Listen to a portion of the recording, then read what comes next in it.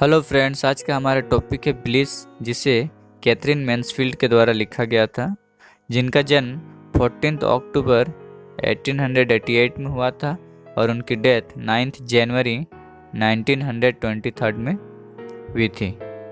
इस टॉपिक को first publish करवाया गया था 1918 में और इसका थीम रखा गया सेक्सुअलिटी या फिर होमोसेक्सुअलिटी।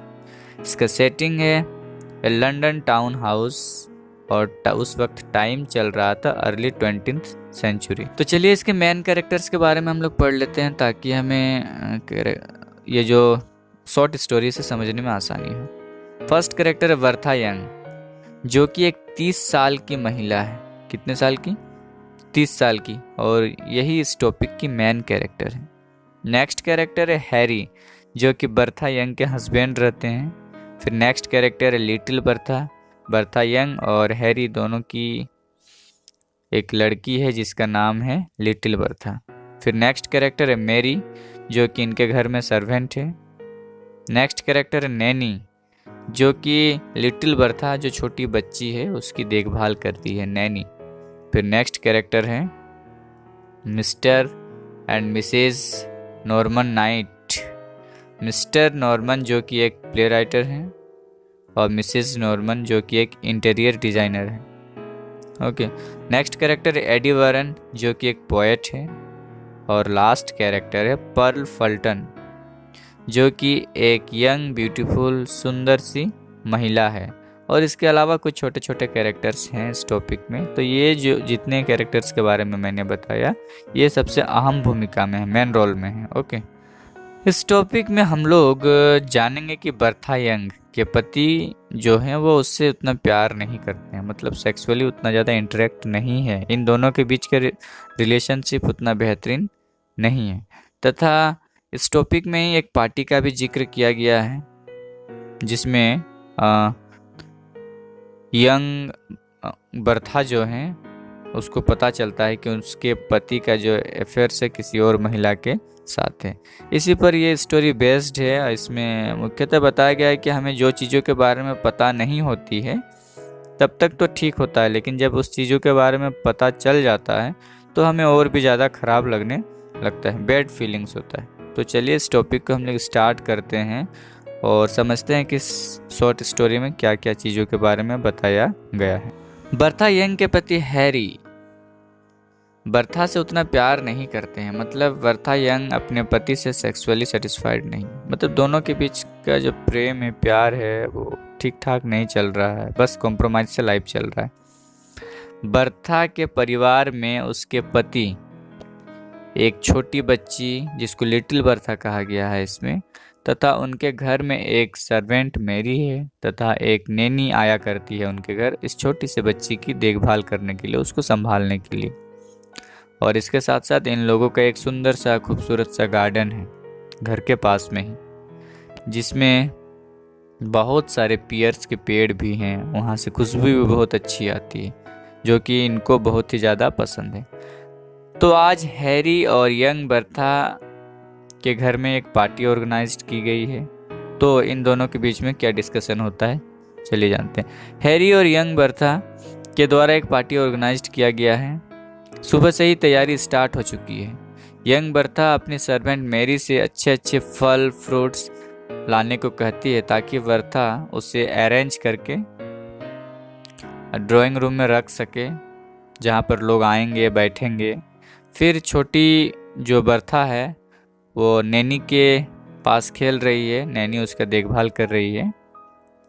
ओके, तो बीच बीच में जो यंग बर्था है वो अपनी बच्ची लिटिल बर्था से मिलने के लिए आती है और उसे ढेर सारा प्यार करती है। उसे देखकर बहुत खुश होती है। और स्वाभाविक से बात है, कोई भी माँ अपने बच्चे से मिलेगी, भले ही वो शॉर्ट समय के लिए ही हो, पर वो बहुत ही ज़्यादा उस पर प्यार लौटाती है। तो इतने में अचानक क्या होता है, जब यंग बर्था अपनी छोटी बेटी से प्यार कर रही होती है, खेल रही होती थोड़ा सा, तो अचानक कॉल आता है। तो वो कॉल होता है यंग बर्था के पति का, हैरी का।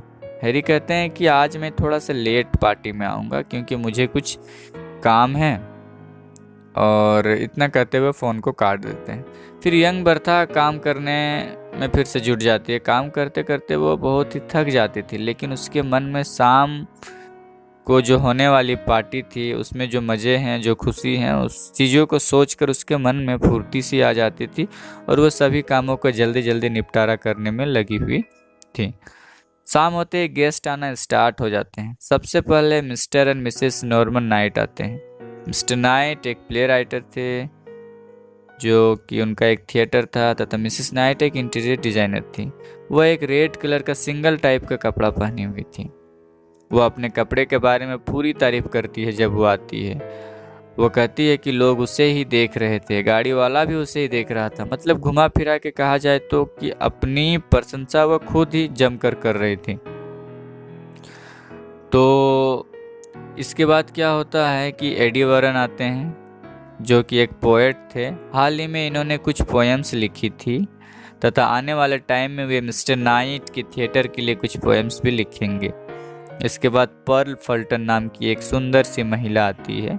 यंग बर्था से उसकी दोस्ती एक क्लब में हुई थी। मतलब इन दोनों की दोस्ती हाल फिलहाल में ही हुई थी, इसकी यंग बर्था और पर्ल फल्टन की। इसके बाद थोड़ी देर में हैरी जो है यंग बर्था के हस्बैंड आते हैं। मतलब पार्टी स्टार्ट होता है लेकिन थोड़ा सा लेट हुआ आते हैं। अब पार्टी बेहतरीन ढंग से चलना स्टार्ट हो जाती है। सभी पार्टी में एंजॉय करने लगते हैं। हैरी पर्ल फल्टन से ऐसे बिहेव करता है, मतलब कि जो यंग बर्था उसके हस्बैंड हैरी पर्ल फल्टन से ऐसे बिहेव करते हैं जैसे कि बिल्कुल अजनबी हैं, वो एक दूसरे को जानते ही नहीं है। फिर पार्टी में डिनर स्टार्ट होता है। कुछ टाइम बाद यंग बर्था पर्ल फल्टन को अपने बगीचे में ले जाती है।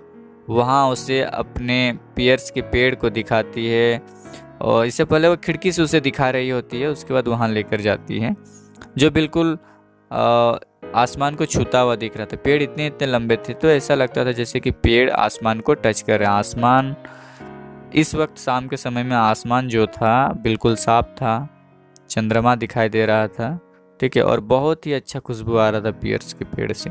पर्ल फल्टन को देखकर यंग बर्था के मन में प्यार उमड़ पड़ता है। पर्ल फल्टन जो है से वो अपनी सेक्सुअल डिज़ायर जो है वो पूरी करना चाहती थी, ऐसा इस शॉर्ट स्टोरी में बताया गया है। जिस टाइप से होमोसेक्सुअल होता है ना, सेम जेंडर के बीच में भी होता है, प्यार होता है, उसी तरीके से यहाँ पर दिखाया गया है कि जो यंग बर्था उसको तो अपने हस्बैंड से सेटिस्फेक्शन नहीं हो पाता है, जिस वजह से वो चाहती थी कि पर्ल फल्टन जो है वो एक अच्छी महिला है, दिखने में ठीक ठाक है, बर्ताव भी ठीक ठाक है, ओके।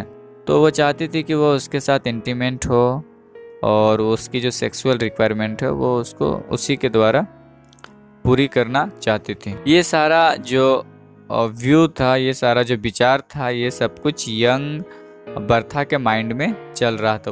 उसने अभी तक पर्ल फल्टन को कुछ कहा नहीं है, बट ये सारा जो ख्वाब है, सारा जो विचार है, वो सिर्फ और सिर्फ यंग बर्था के माइंड में चल रहा था। फिर इसके बाद हैरी जो होता है पर्ल फल्टन को सिगार ऑफर करता है। कौन करता है? हैरी, यंग बर्था का हस्बैंड, जो थोड़ा देर पहले बिल्कुल अनजान की तरह हो रहा था पर्ल फल्टन के साथ, अब वो पर्ल फल्टन को सिगार ऑफर करता है।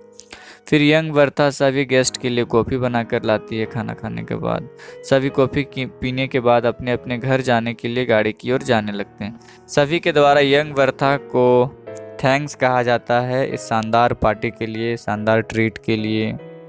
सबसे पहले मिस्टर एंड मिसेस नाइट जाते हैं, फिर एडी वॉरेन जाने लगता है।